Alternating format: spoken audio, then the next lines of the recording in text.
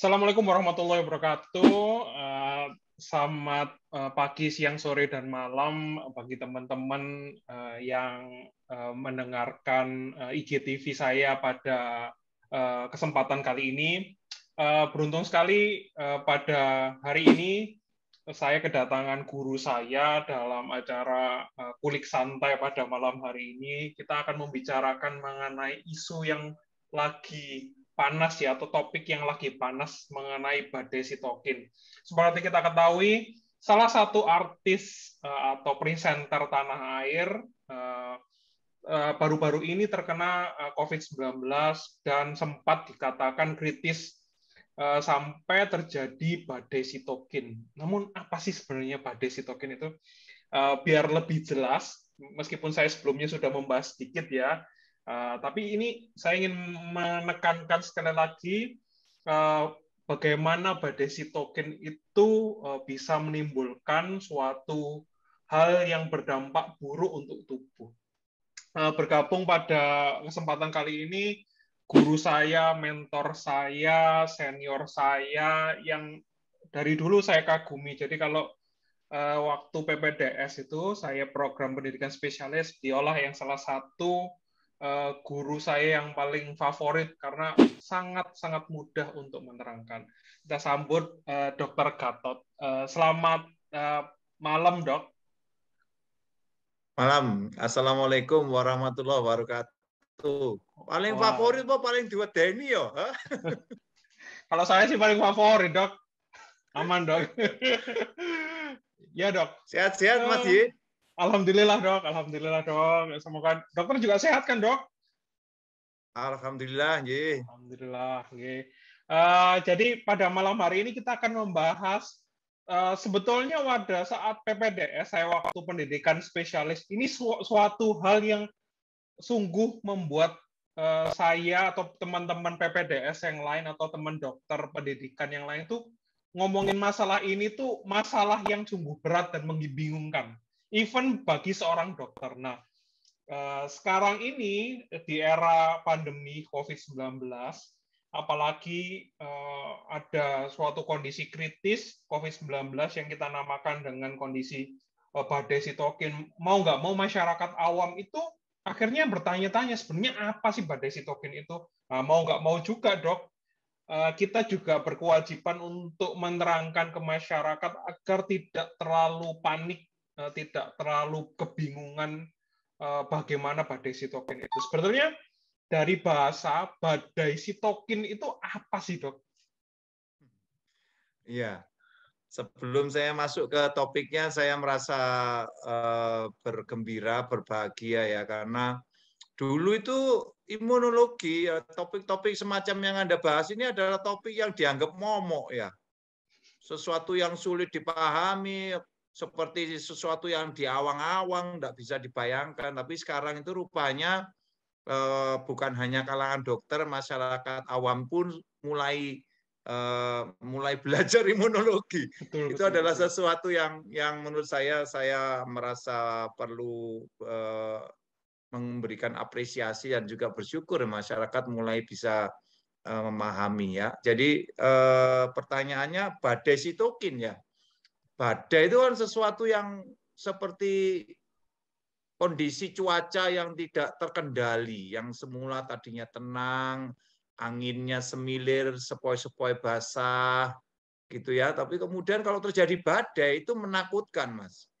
Kecepatan anginnya mungkin jauh melebihi yang normal. Kemudian biasanya juga menyebabkan kerusakan-kerusakan akibat angin yang terlalu kencang. Belum lagi kalau berupa puting beliung, sesuatu yang ada di permukaan tanah bisa tercerabut, diangkat ke angkasa, diuter-uter, gitu. Itu yang saya bayangkan sebagai badai.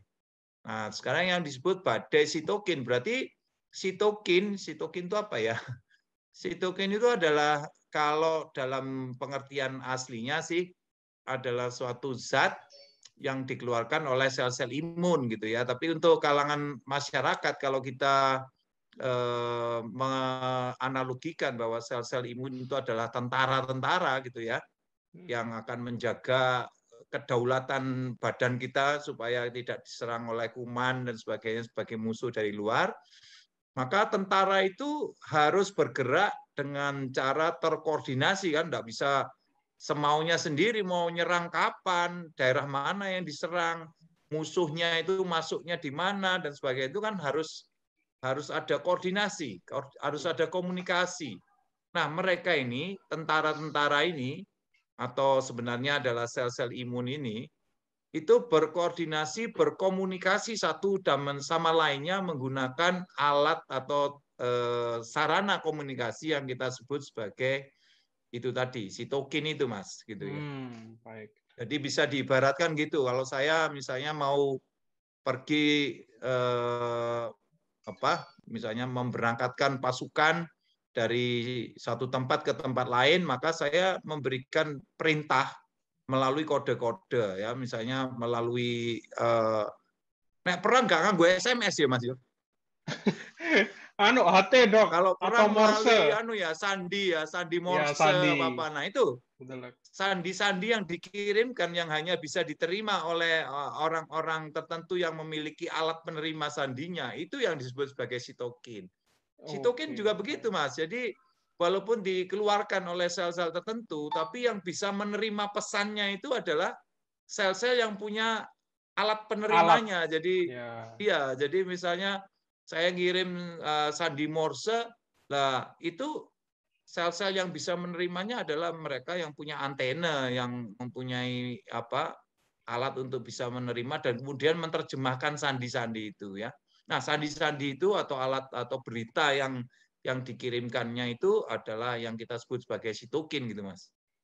Oh baik Kira-kira baik. begitu. Jadi kalau saya bayangkan itu adalah sel imun adalah tentara tubuh saat ingin menyerang musuhnya, ibaratnya kita bakteri kuman, itu satu dengan yang lainnya tentara tersebut berkomunikasi untuk kamu serangan atau kita mengorganisasi serangan dulu sebelum kita menyerang. Nah, bahasa yang digunakan antara sel tentara tersebut adalah sitokin ya, Dok. Dan sebenarnya Ya, normal ya, betul. Dok. Sebenarnya normal kan, Normal. normal ya.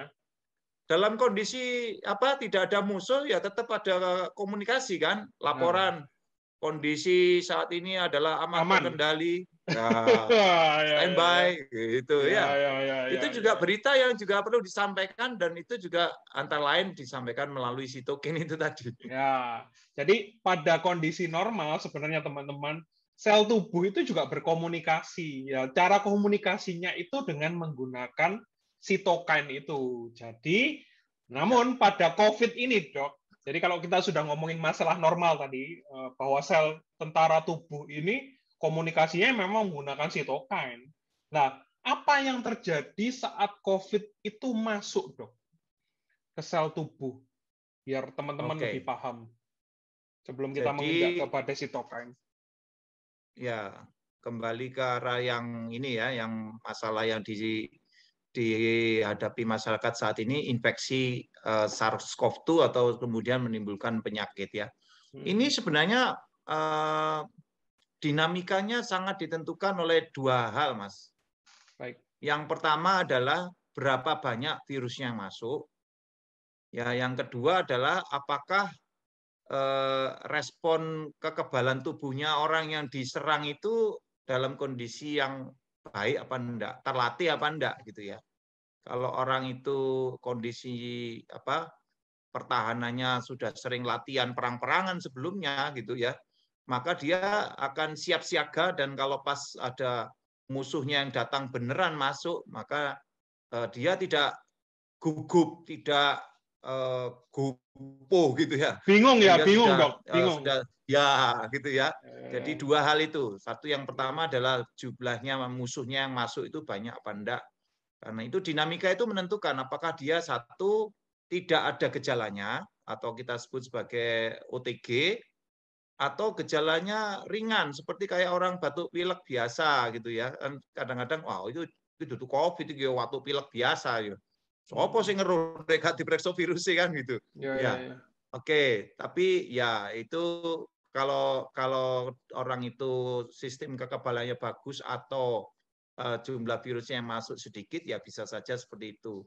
dalam kondisi yang lainnya virusnya lebih banyak, ya, atau orangnya itu sistem kekebalannya itu tidak sekuat yang seharusnya, misalnya orang yang usianya sudah lanjut atau orang-orang yang punya penyakit-penyakit komorbid, ya, masyarakat sudah tahu yang dimaksud komorbid. Ya, sudah. Itu ternyata sistem pertahanannya tidak sekuat orang yang sehat, gitu ya. Si presenter tadi itu yang Anda sebutkan tadi, saya menduga-duga jenenge sopo, tapi ya kira-kira lah tahu ya, yang badannya metekel itu ya. Ya, itu sebenarnya orang yang sehat kan, dia merasa sehat, betul, dia betul, sering betul. berolahraga, tidak punya penyakit komorbid, ya. Tetapi mungkin pada saat itu karena dia, yang saya dengar, dia harus merawat anggota keluarganya, beberapa anggota keluarganya yang sakit, dan pada waktu itu mungkin paparannya banyak. Saya nggak tahu ya, apakah dia pada waktu itu menerapkan protokol kesehatannya dengan optimal atau maksimal apa enggak, saya nggak tahu.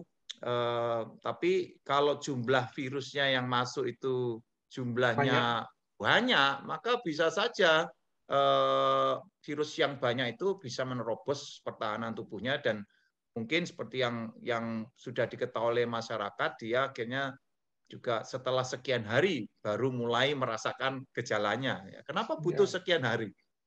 Mungkin ya itu tadi, pertahanannya kuat sehingga untuk menerobosnya perlu berhari-hari. Baru setelah itu dia capek atau apa, atau stres. Nah, pada saat dia capek, stres itu dia lebih mudah ditaklukkan gitu. Baik. Jadi tadi kalau saya boleh recap sedikit bahwa perjalanan penyakit COVID-19 itu sangat bervariasi tiap orang dan banyak hal yang mempengaruhi. Salah satunya ada penyakit komorbid, dan yang paling sering adalah konsentrasi virus yang terhirup itu banyak. Kalau kita ngomongin itu viral load ya, Dok, kalau gampangannya. Nah, kapan saat seseorang itu dikatakan terkena atau dalam proses di dalam tubuhnya itu terjadi badai sitokin, Dok? Tepatnya itu momennya itu kapan, Dok? Ya, jadi melanjutkan tadi ya, setelah dia berhasil masuk, kemudian mengalahkan pertahanan sistem imun kita. Kita kan tahu pertahanan sistem imun kita ada 3 lapis. Lapisan pertama seperti kulit, mukosa itu bisa diterobos. Yang lapisan kedua adalah sistem pertahanan imun yang alami, itu juga bisa diterobos. Nah, barulah setelah itu dia bisa masuk menyerang sel-sel kita, terus kemudian virus itu istilahnya beranak pinak ya, atau memperbanyak diri atau bereplikasi. Nah, ini yang kemudian menyebabkan sistem imun kita mulai bangkit dan mencoba mengatasi itu tadi, menghentikan ya. Tetapi kalau keseimbangannya itu lebih kuat pertahanan tubuhnya, maka dengan mudah si virus ini bisa dikalahkan dan dieliminasi ya. Mungkin setelah gejala yang ringan atau bahkan yang tanpa gejala itu, kemudian bisa sistem pertahanan tubuhnya dengan tenang-tenang tanpa ada gejolak macam-macam, orangnya tidak merasa apa-apa toh, tapi akhirnya setelah sekian lama virusnya bisa dikalahkan dan dieliminasi. Tetapi pada beberapa kondisi tertentu ya, kalau jumlah virusnya tadi banyak, bisa menyebabkan keseimbangannya sedikit menguntungkan si virus pada awalnya. Nah, itu mulailah ada gejala. Nah, gejala-gejala itu ditandai dengan berbagai macam kondisi. Pertama, adanya demam. Kemudian nyeri kepala dan sebagainya, pegel-pegel linu seperti pada umumnya infeksi virus kalau orang influenza, tapi pelan-pelan tapi pasti ada gejala-gejala yang lain yang khas pada COVID ini. Misalnya adalah orang itu yang diserang terutama adalah saluran pernapasan ya, saluran pernapasan bagian atas. Masuk dalam pertama adalah di rongga hidung dan kemudian masuk ke tenggorokan dan nanti ke bawah. Ya. Paru-paru. Di rongga hidung itu ada mukosa, lapisan lendir, yang ada juga ujung-ujung saraf penghidu, pembau.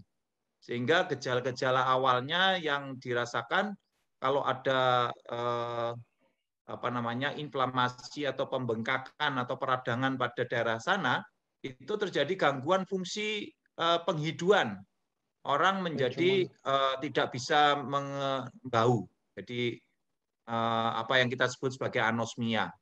Nah, kemudian kalau sudah ada anosmia, orang tidak lagi bisa menikmati nikmatnya makan karena aroma makanan yang biasanya kita hirup pada waktu kita menghadapi hidangan itu juga hilang. Ya, pelan-pelan akhirnya gustatoriknya atau selera makannya juga berkurang. Nah, itu yang kita sebut sebagai dysgeusia itu ya. Nah, itu awal-awalnya itu khas, spesifik. Kemudian kalau masuk lagi ke dalam, karena bukan hanya menyerang di rongga hidung, tapi juga di tenggorokan, mulai ada rasa nggak enak, nyeri telan, kemudian ya, kemudian ke bawah lagi. Nah, itu yang mulai saluran pernapasannya mulai meradang, dan pada saat dia meradang, orang mulai pertukaran gasnya mulai terganggu, sehingga pelan tapi pasti orang itu mulai jadi sesek ya.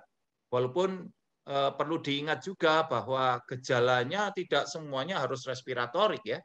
Ada yang gejala yang seperti mual-mual, ada yang gejala seperti penurunan kesadaran, itu karena kita tahu bahwa reseptor untuk virus corona ini tidak cuma di saluran pernapasan, tapi ada di saluran pencernaan, di liver, di ginjal, di jantung, pembuluh darah, di otak. Jadi gejalanya bisa macam-macam, di kulit juga ada. Itu aja. Nah, kapan tadi seorang itu mengalami kondisi yang disebut sebagai badai sitokin? Itu apabila ada kegagalan dalam mengatasi virus yang awal. Ya. Jadi kalau terhadap respon awal yang terjadi antara hari 0 sampai hari keempat itu virusnya sudah bisa diatasi, maka biasanya kerjasama yang melibatkan antara tentara-tentara tadi itu tidak perlu mengerahkan jumlah tentara yang terlalu banyak, ya, dan cukup dengan koordinasi yang sederhana saja antar satuan tentara yang jumlahnya Peloton ya, tidak Dok? terlalu banyak. Peloton. Satu Ya, saya peloton. tidak tahu kalau itu. Ya. Saya bukan tentara, jadi nggak ngerti aku.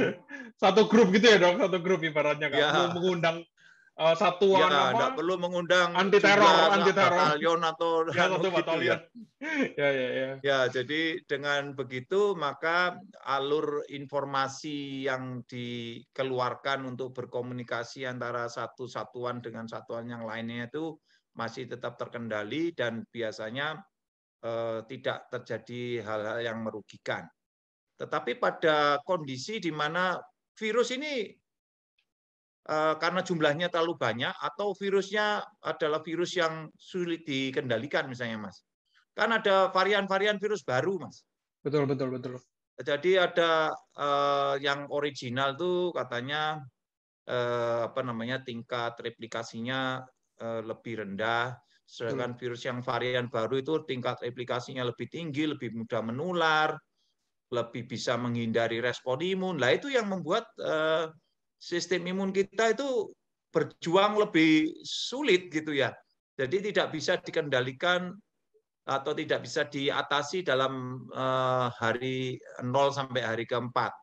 Masuk ke tahap berikutnya pada hari ke-5 sampai hari ke-10 itu adalah perjuangan lebih lanjut, di mana terpaksa sistem imun itu minta bantuan.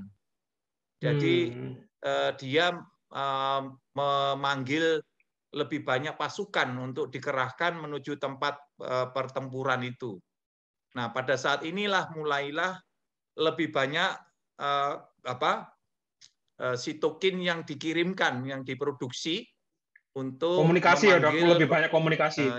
Untuk memanggil satuan-satuan tempur lainnya untuk datang ke tempat. Nah, dan antar satuan tempur yang satu dengan yang lain itu untuk antar anggota mereka sendiri itu juga melakukan komunikasi antar satuannya. Nah itu tapi kalau masih jumlahnya nggak terlalu banyak itu masih bisa dikendalikan dan tidak menimbulkan kekacauan gitu ya. Nah pada saat itu juga ada kemungkinan virusnya bisa terkalahkan sehingga walaupun sudah mulai ada peningkatan, ya kalau panjenengan iseng ya Mas ya, orang yang gejalanya ringan-ringan aja, misalnya COVID ya, yang masuk rumah sakit karena memang dia sudah mulai oksigennya terganggu, ya kemudian iseng-iseng aja lah dokternya periksa interleukin 6 misalnya sebagai salah satu contoh sitokin yang banyak diperiksa di laboratorium itu kan interleukin 6. Coba diperiksa interleukin 6-nya. Naik, Mas. Baik. Itu menunjukkan bahwa pada saat itu sudah terjadi peningkatan arus komunikasi antar tentara-tentara itu tadi gitu loh. Nah, ya, tetapi masih belum terjadi apa-apa, wong dia masih dalam kondisi terkendali lah, maksudnya belum sampai menimbulkan kekacauan. Tetapi kalau si virusnya itu sampai melebihi hari ke-10 itu masih juga belum bisa dikalahkan ya, maka setelah hari ke-11 sampai hari ke-15 itu pada umumnya itu terjadilah pengerahan pasukan yang masif. Nah, pasukan dari mana-mana dipanggil untuk datang menghancurkan virus yang ternyata susah dikalahkan ini. Nah, pada saat itulah itu terlalu banyak berita-berita atau sitokin-sitokin yang dikeluarkan dan bukan cuma sitokin utama tapi sitokin-sitokin yang antar pasukan-pasukan kecil itu juga ikut dikeluarkan dan itu rupanya menyebabkan jumlahnya semakin meningkat dan terjadilah kesimpang siuran ini arus komunikasi gitu ya. Sehingga akhirnya yang terjadi adalah kekacauan. Seperti tadi, andai kata ibaratnya kalau dalam kondisi normal itu angin sepoi-sepoi gitu ya. Tapi kalau dalam kondisi yang sudah arus informasinya begitu banyak dan tidak terkoordinasi, maka yang terjadi adalah kekacauan atau seperti badai tadi. Itu kira-kira Mas. Itu kalau orangnya dalam keadaan yang normal ya, tapi kalau dalam keadaan orangnya itu misalnya punya komorbid, maka jumlah harinya tadi mungkin tidak sama ya. Karena ada juga itu kan 0 sampai 4, terus 4 sampai 5 sampai 10, 10 15 itu rata-rata lah. Tapi kalau orangnya misalnya punya komorbid itu bisa lebih cepat. Nggak perlu nunggu itu, buktinya loh itu 2 hari aja sudah berangkat orangnya, bisa. Atau misalnya jumlah virusnya begitu banyaknya, masif serangan virusnya yang masuk itu begitu banyak, itu juga membuat daya tahan tubuh seseorang tidak sempat untuk menggalang pertahanan yang bagus, itu juga bisa terjadi cepat, nggak sampai 15 hari orangnya sudah berangkat misalnya begitu ya. Baik. Gitu Dok. Oke. Jadi kalau boleh saya sedikit simpulkan bahwa sebetulnya normal saat tentara tubuh itu ingin melawan SARS-CoV-2 atau penyebab COVID ya. Pada saat awal mungkin yang seperti yang diterangkan Dr. Gatot, jumlah media komunikasi atau sitokinnya itu sudah mulai naik, tapi tujuannya untuk menghancurkan si musuh itu. Jika pada kurun waktu berikutnya bisa bergantung ya, bisa kalau misalnya banyaknya adalah 5-10 hari, dia mulai mendatangkan pasukan baru yang lebih tinggi, ibaratnya kayak gitu kan, untuk membantu dia menghancurkan si musuh. Itu jumlah sitokinnya juga meningkat, Dok. Bahwa kan memang informasi yang beredar lebih banyak pasukan di situ, misalnya ada 3 pasukan. Nah kalau misalnya dia tetap nggak bisa mengalahkan virus atau virusnya jumlahnya terlalu banyak, pada periode berikutnya dia akan mengundang lebih banyak karena dianggap sebelumnya itu tidak cukup untuk menghancurkan si virus, kemudian mengundang lebih banyak pasukan. Apa akibatnya kalau misalnya lebih banyak pasukan yang diundang dan musuhnya juga lebih banyak, apakah medan tempur di tempat tersebut ikutan rusak, Dok? Kan kita Oh iya, memerangi si virus ya, Dok. Di iya. tempatnya misalnya perangnya adalah di paru-parunya, apakah itu ikut juga rusak, Dok? Oh jelas, Hmm. jelas. Jadi kita bisa melihat video-video dari berita CNN atau manapun ya. Kalau kita lihat mereka yang daerahnya di Timur Tengah itu dilanda peperangan, itu kan kita lihat yang ditembak itu mestinya adalah orangnya kan, tetapi bangunannya, lapangan terbangnya, apanya itu juga ikut terdampak. Jadi Ya, sama seperti itu kalau terjadi peperangan, mesti ada collateral damage istilahnya. Maka akibat dari peperangan itu jaringan atau lokasi tempat terjadinya peperangan itu pasti akan mengalami kerusakan. Di paru-paru jelas terjadi kerusakan, sel-sel parunya juga mengalami kerusakan, dan sel paru yang rusak itu ada dua konsekuensinya. Satu, membuka pertahanan kita menjadi lebih mudah dimasuki oleh kuman lain yang masuk. Jadi bukan cuma virus nanti yang masuk mungkin juga ada bakteri dan yang lain-lain yang tadinya tidak bisa masuk gara-gara pertahanannya masih bagus, tapi begitu terjadi kerusakan pertahanannya makin terbuka masuk. Yang kedua adalah fungsinya juga terganggu. Jadi misalnya kalau paru-paru itu fungsinya adalah pertukaran gas ya, oksigen ditukar dengan CO2 dan sebagainya.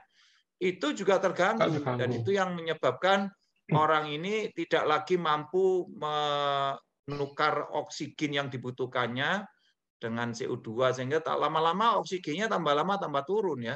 Dan tentu saja nanti itu topik yang lain bagaimana Baik, terjadi hipoksia dan orangnya walaupun hipoksia kok orangnya nggak kerasa gitu. Itu saya kira ya, topik diskusi yang lain. Itu baik, Dok. kalau kalau yang dikena di situ, kalau yang dikena di pembuluh darahnya juga mengalami masalah sehingga salah satu peranan pembuluh darah adalah mengatur pembekuan dan koagulasi ya. Baik. Nah, itu juga nanti akan terjadi gangguan koagulasi sehingga dampaknya pada semua organ yang dialiri oleh pembuluh darah. Baik. Nah, ini kan biasanya kita, Dok, banyak orang atau banyak teman-teman ini belum percaya, dan kita kalau misalnya ngomong tanpa dasar dan bukti, itu dianggap sama saja dengan menyebarkan hoax. Nah, saya ingin menjelaskan lagi bahwa apa yang kita bicarakan di sini masih pasti ada dasarnya. Lah, mungkin Dokter Gatot ada sedikit slide yang ingin dibagikan sehingga kita ngomong ini masalah dengan sumber yang sahih, insya Allah. Ada nggak, Dok? Kira-kira gambar, sedikit Ya, gambar yang menerangkan, oh ini loh memang terjadi kenaikan pada penelitian ini. Emang di sini tuh saat ada masalah atau sitokin storm itu membuka pertahanan tubuh sehingga infeksi bakteri gampang muncul, infeksi jamur gampang muncul. Sehingga ada tempat nanti kalau misalnya itu diberikan terapi yang awalnya tidak boleh antibiotik, ada tempat untuk yes, antibiotik. Betul nggak, Dok? ya. Baik, Dok. Ada nggak, Dok? Kira-kira biar teman-teman Ada, insya makin Allah ada. Saya coba baik. saya carikan ya. Siap. Silakan. Apakah saya bisa share scene sekarang? Bisa, bisa, Dok. Bisa, Dok. Silakan, Dok. Nun sewu ya. Iya, Dok. Silakan, Dok. Oke, mungkin yang ini ya. Nah, ini Mas. Nah, ini. Ini Gimana gambar itu? ini menjelaskan tentang implikasi dari infeksi virus SARS-CoV-nya ya. Yang pertama tadi dia akan menyebabkan sel-sel tentara-tentaranya tadi itu terangsang untuk melawan ya. Ya. Tetapi si virus ini punya strategi sedemikian rupa sehingga melumpuhkan tentara-tentara yang ada, sehingga yang terjadi justru mereka jumlahnya lama-lama tambah berkurang ya, sehingga terjadi apa yang kita secara medis menyebutkan sebagai limfopenia, itu adalah sel-sel darah putihnya itu tambah berkurang loh, kok bisa? Nah, itulah yang kemudian di satu sisi membuat mereka terpaksa harus memanggil pasukan lain untuk menggantikan ini kan. Oh, Ya, baik, lho baik. iki kurang tentarane gak cukup iki nyeluk satuan liane gitu ya. Ya, ya, Itu ya. di satu sisi, tapi di sisi lain dengan berkurangnya jumlah tentara ini menyebabkan kuman-kuman yang lain yang tadinya tidak bisa punya kekuatan untuk menyerang. Nah, ini memanfaatkan situasi, pumpung tentara ini lagi berkurang, kita ikut menyerang juga, maka berbagai macam jenis mikroba yang lainnya itu juga ikut menyerang pada saat itu, sehingga ini yang disebut sebagai infeksi sekunder atau infeksi tumpangan itu, Mas.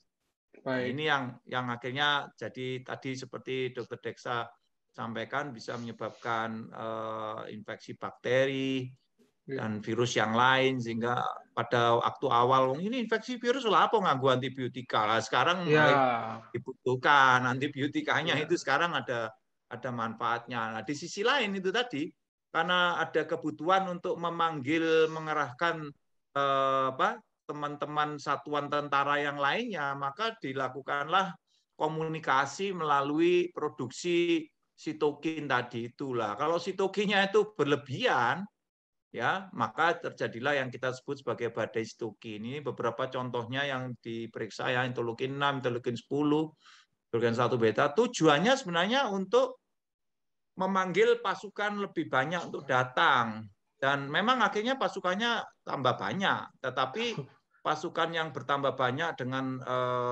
segala macam berita yang simpang siur itu menyebabkan kekacauan koordinasi. Nah, karena sudah tidak terkoordinasi dengan baik, maka yang terjadi tadi adalah kerusakan-kerusakan, dan kerusakannya itu bisa macam-macam ya, bisa menyerang ke paru-paru menyebabkan gagal napas, menyerang ke liver itu kalau orangnya diperiksa SGOT, SGPT-nya naik, menyerang ke ginjal bisa menyebabkan gagal ginjal ya kalau kita periksa urea atau serum kreatinnya dan naik, gangguan fungsi jantung menyebabkan pemompaan jantung tidak bagus, menambah beban ke paru-paru sehingga paru-parunya penuh air atau yang kita sebut sebagai edema paru, dengan segala macam dampaknya, Mas.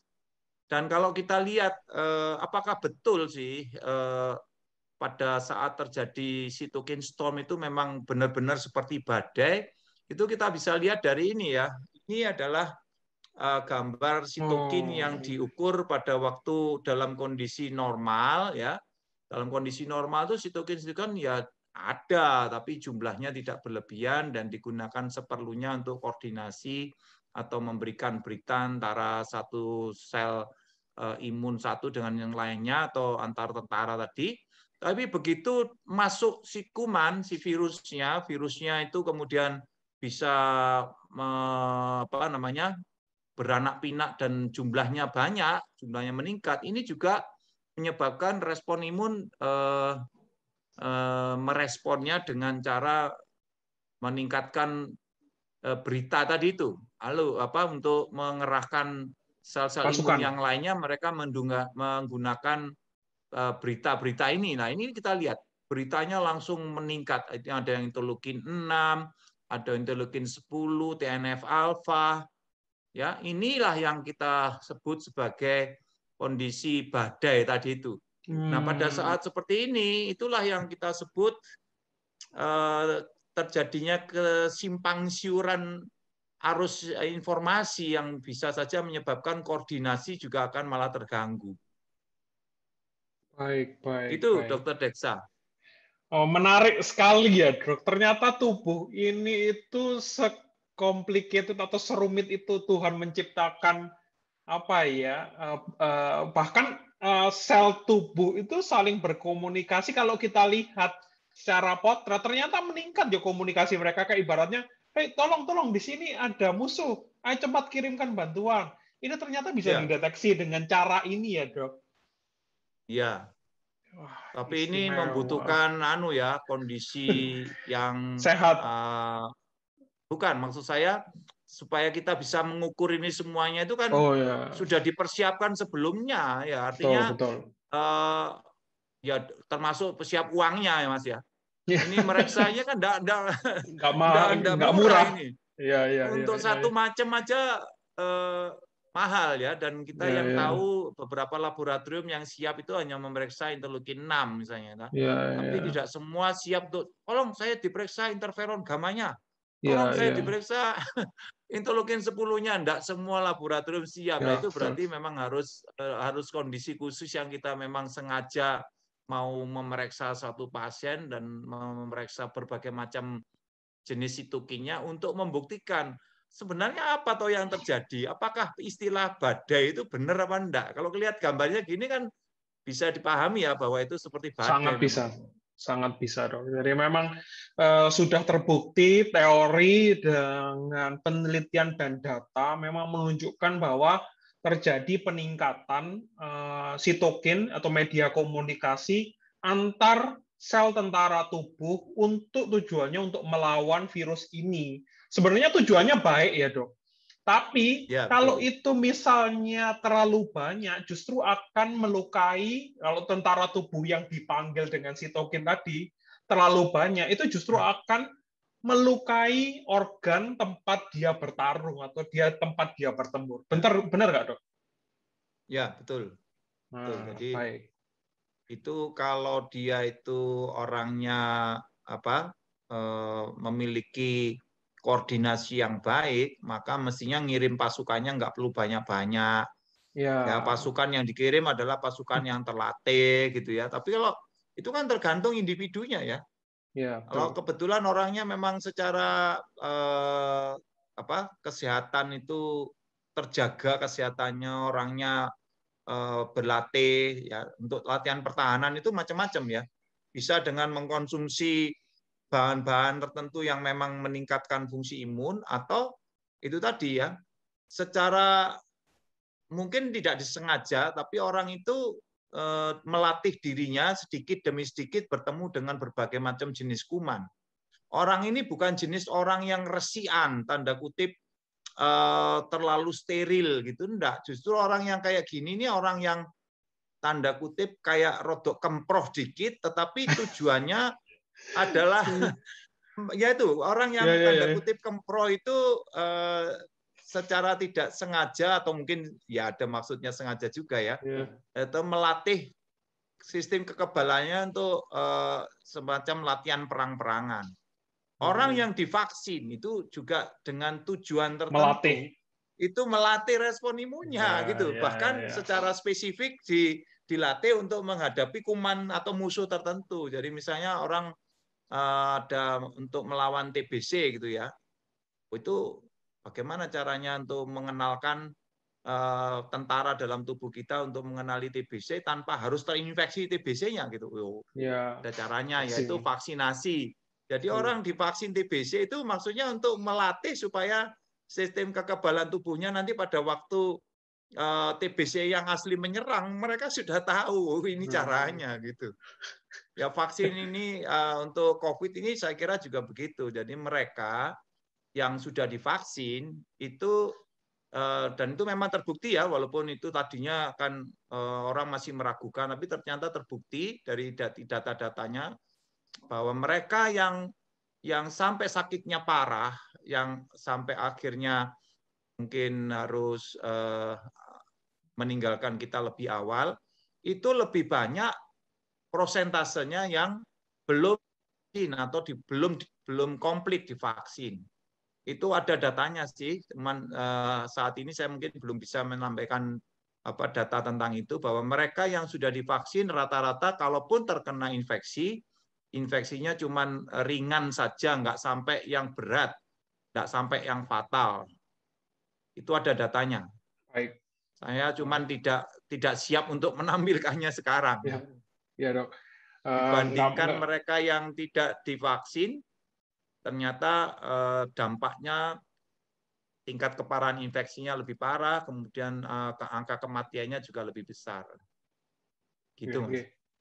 Jadi menarik sekali. Jadi yang diterangkan Dr. Gatot bahwa yang kita sampaikan ini perlu teman-teman garis bawahi adalah ini tidak berlaku untuk semua orang. Jadi kita melihat secara garis besar itu adalah seperti ini, bahwa badai sitokin itu antara waktu ke waktu itu berbeda tiap orang. Kemudian tentara tubuh dan sitokin yang ditimbulkan tiap orang itu berbeda-beda. Jadi tidak bisa disamakan satu individu dengan individu lain. Jadi loh, itu orang itu sehat tapi kena badai sitokin. Orang ini nggak sehat tapi nggak kena badai sitokin.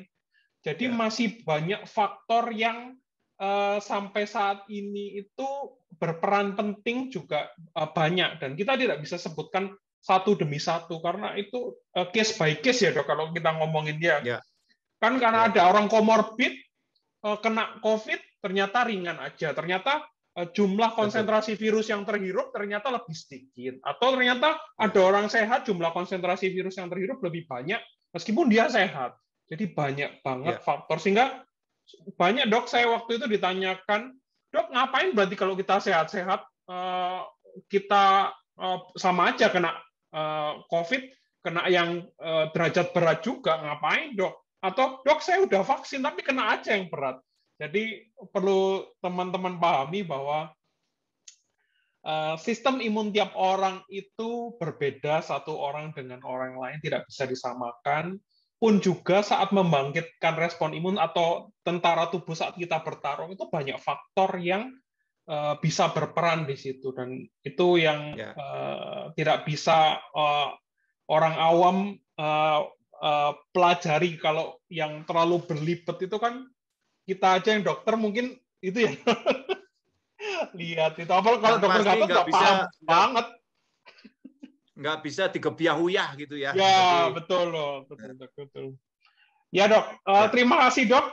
Apakah ada sepatah dua patah kata untuk mengakhiri sesi pada malam hari ini dok, untuk teman-teman biar tidak takut banget dan mungkin lebih memahami badai sitokin secara keseluruhan. Terima kasih Dr. Deksa. Jadi kaitannya dengan sitokin storm ya, kita sekarang sudah tahu apa yang dimaksud dengan sitokin. Sitokin itu adalah sarana yang dipakai oleh sel-sel imun atau tentara dalam tubuh kita untuk berkomunikasi satu sama lain.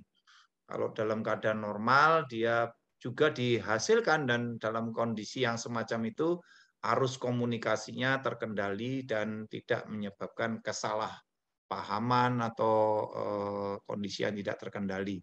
Dalam kondisi di mana virus masuk menyerang dan kemudian keseimbangan antara kekuatan virus yang menyerang dengan kekuatan pertahanan itu mungkin lebih dominan yang virusnya, nah, itu terjadi perjuangan yang lebih berat, sehingga sistem pertahanan tubuh terpaksa harus mengerahkan lebih banyak sel untuk datang ke tempat kejadian penyerangan itu, dan dalam kondisi seperti itu dihasilkan lebih banyak lagi produk komunikasi antar sel yaitu sitokin, dan itulah yang kita sebut sebagai badai sitokin. Tadi gambarnya udah jelas. Nah, supaya tidak terjadi badai sitokin gimana? Karena tadi ada dua determinannya. Yang pertama adalah jumlah virusnya yang masuk banyak, atau satu sisi adalah sistem kekebalannya yang kurang gitu ya. Jadi kita harus memainkan dua variabel itu, Mas. Kalau bisa jangan biarkan virusnya masuk banyak-banyak. Gimana caranya? Nah, ya yang pertama kali ya pakai masker tuh.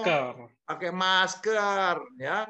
Kalau maskernya satu yang jenisnya mungkin bukan yang berkualitas, yang lapis 3 itu mestinya ya didobel maskernya, dan jangan berhari-hari dipakai terus, karena mestinya kalau sudah sekian jam ya digantilah yang baru, yang lama itu mungkin bisa dicuci untuk dipakai lagi berikutnya.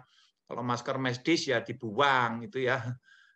Itu. Terus kalau perlu ditambahi lagi dengan face mask gitu ya. Itu kalau lebih mengurangi lagi kemungkinan masuknya, karena kadang-kadang kita gatel moto ucek-ucek padahal tadi tangannya baru pegang sesuatu gitu ya.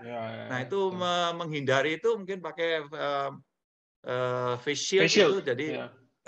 ya wah ternyata Ya. tertahan. Oke, satu. Kedua, menjaga jarak jelas karena dengan menjaga jarak itu kemungkinan traveling antara virus yang dari sumbernya menuju ke kita sebagai sasarannya menjadi lebih sulit ya. Apalagi cuci tangan sudah jelas. Dan kemudian itu dari sisi memperkecil kemungkinan virusnya Konsentrasi masuk virus. sehingga adanya kalau masuk jumlahnya jangan banyak-banyak itu ya. Maka yang dari sisi yang kedua di mana sistem kekebalan kita juga harus ditingkatkan, yaitu macam-macam lah. Ya istirahat yang cukup, kemudian makan makanan yang bergizi, kemudian olahraga teratur, mengendalikan stres, itu kan semua upaya untuk meningkatkan sistem imun ya. Ditambah lagi kalau bisa sistem imunnya dilatih secara khusus untuk menghadapi musuh yang kita akan hadapi tadi dengan cara vaksinasi gitu loh. Ya, jadi kombinasi itu semuanya saya kira mungkin gampangannya ya 3M plus vaksinasi atau kalau mau lengkapnya ya 6M plus vaksinasi. Ya, gitu. Baik. Ini sebenarnya masyarakat itu kan sudah kita ya Dok, apa mungkin jargon itu sudah sering didengar tapi tidak dipraktekkan dengan baik. Nah, harapannya dengan Badai Sitokin, penjelasan Badai Sitokin ini lebih memperdalam makna mengapa sih kita harus melakukan protokol kesehatan, menjaga kesehatan, dan melakukan vaksinasi. Jadi kalau misalnya tidak ada masalah ini, mungkin orang anggapnya, aduh, protokol kesehatan ini gunanya untuk apa? Kan masih bertanya-tanya, atau ngapain sih saya olahraga atau apa? Ternyata memang semua itu ada makna dan ada pelajaran yang berharga yang seperti Dokter Gatot sampaikan ya, Dok. Banyak juga teman-teman yang public figure itu tadi juga akhirnya menyadari setelah mereka atau anggota keluarganya terkena, barulah mereka, oh iya ya ternyata benar tadinya aku nggak menduga seperti itu. Dan kita juga mestinya dengan mereka kemudian menyebarkan itu ke kalangan masyarakat, kita berterima kasih ya, karena mungkin masyarakat lebih percaya bahwa apa yang mereka sampaikan itu adalah sesuatu yang memang benar-benar nyata gitu. Sementara kalau dari kita mungkin dicurigai macam-macam lah gitu. Ya, terima kasih banyak mungkin kita kepada teman-teman yang sudah rela untuk menceritakan kisahnya sehingga lebih mudah bagi edukator, dokter, nakes untuk bisa memberikan edukasi ke masyarakat dan lebih paham karena ada contoh nyatanya gitu kan ya. Menarik sih, Dok. Baik, sekali lagi terima kasih kepada Dr. Gatot. Beliau adalah sekali lagi sosok panutan yang waktu PPDS itu saya sempat curhat ke beliau bahwa Dok kayak gini. Dr. Gatot mungkin sampai waktu itu dicurhati oleh saya karena memang beliau sangat mudah dalam menerangkan dan mungkin pada penelitian kemarin saya agak sering stres dan beliau sangat open banget sih. Jadi sekali lagi terima kasih Dr. Gatot selama ini dan semoga nanti ilmunya bisa bermanfaat untuk masyarakat dan bisa menjadi amal jariah untuk dokter dan kita semua dan dalam melakukan edukasi. Dan sekali lagi pandemi ini adalah masalah bersama, oleh karena itu kita siap menyelesaikan secara bersama-sama juga dengan menyatukan pemahaman atau menyetarakan pemahaman agar betapa pentingnya kita memahami COVID-19 musuh kita. Kita juga harus tahu betapa pentingnya juga melakukan protokol kesehatan seperti yang sudah diterangkan oleh Dr. Gatot tadi. Sekali lagi terima kasih. Terima kasih teman-teman yang sudah mendengarkan IGTV kali ini. Semoga bisa memberikan manfaat untuk teman-teman sekalian. Terima kasih, Dok. Terima kasih, teman-teman. Assalamualaikum, Dok. Waalaikumsalam, salam sehat. Iya, Dok.